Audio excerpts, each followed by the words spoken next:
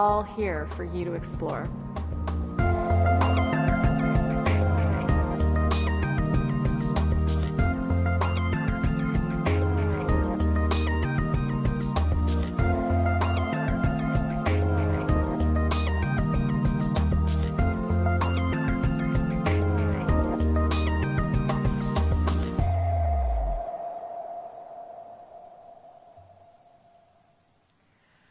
Okay, one of the points I want to make here is we have 19 museums, and 19 museums employ a lot of people.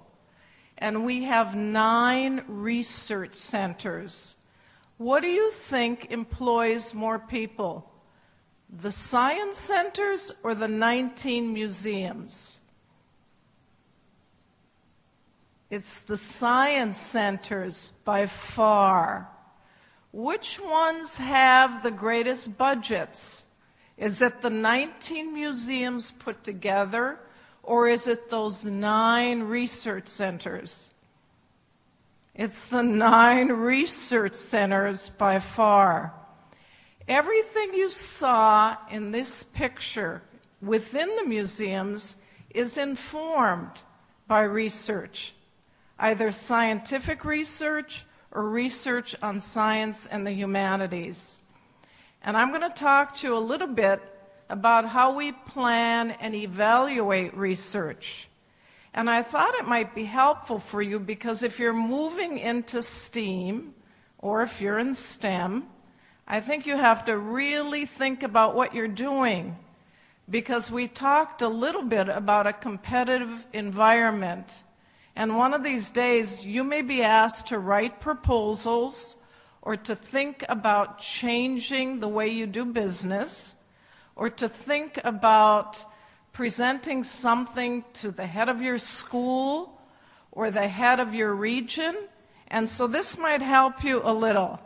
And don't be astounded, I'm not going to talk about every slide, but I'm hoping that you'll get a package and can reflect upon it eventually.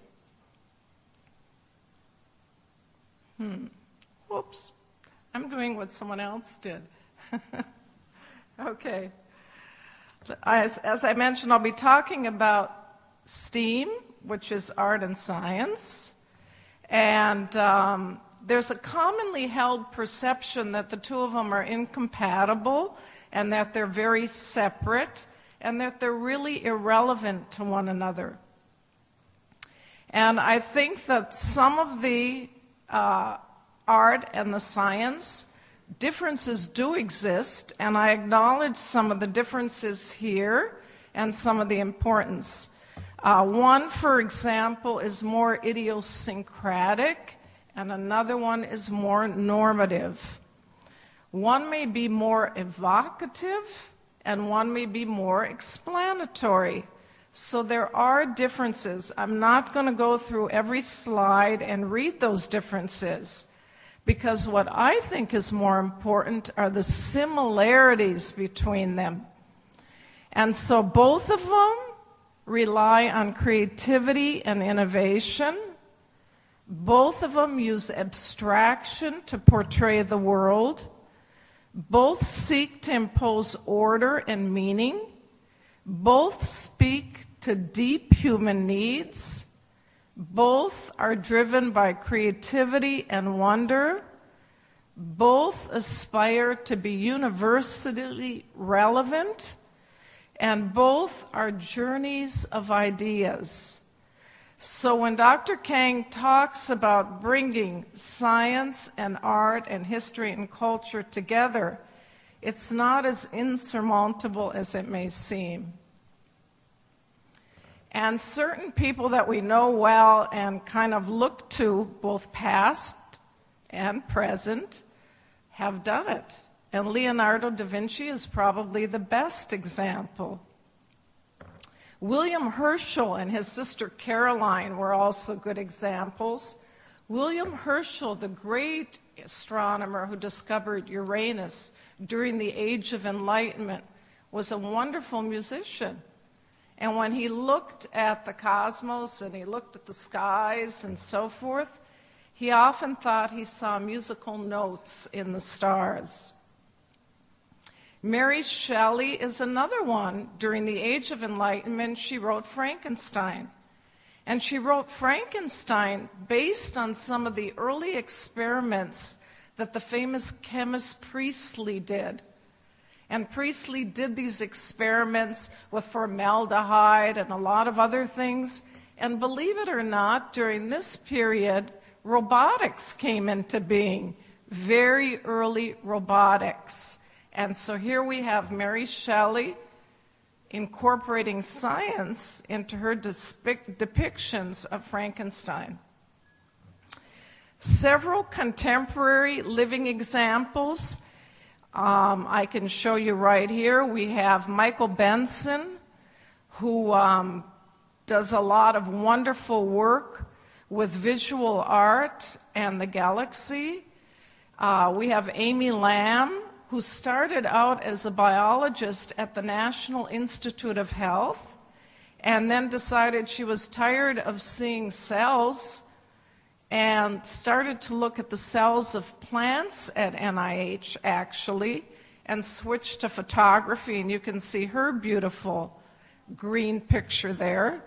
And you have Ellen Bean, another engineer and a painter whose work reflect his experience as a NASA astronaut.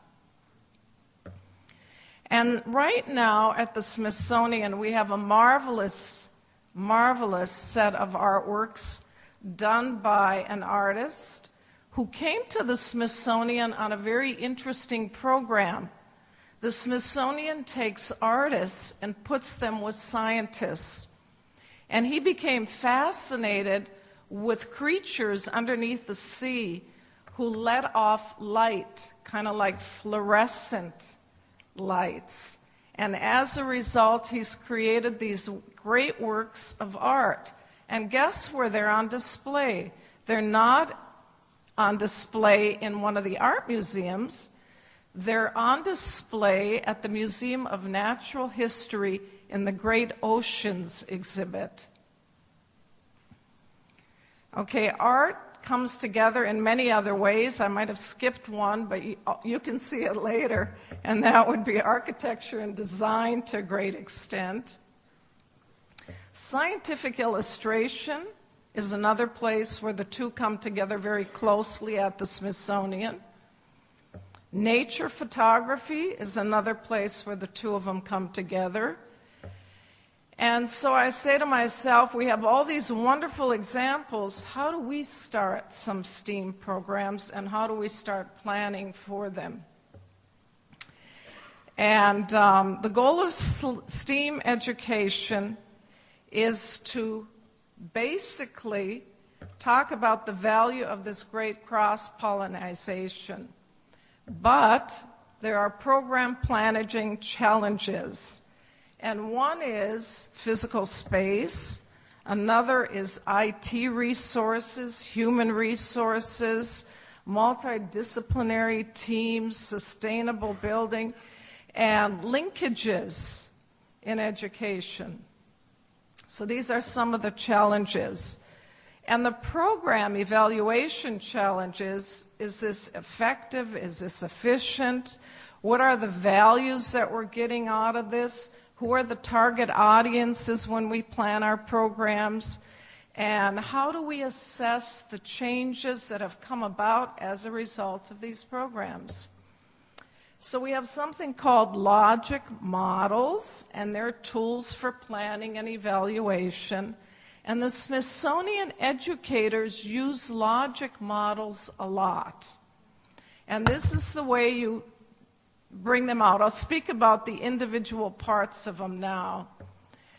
The logic model, basically you have the organizational mission and goals, or the programmatic ones. You have inputs, which are those resources that I talked about: people, funds, maybe lab equipment, IT. We have activities that derive from the utilization of these resources. And then we have the results of these activities, or the outcomes. And it's a very simple thing. So the logic models basically tell us what we hope to accomplish and how we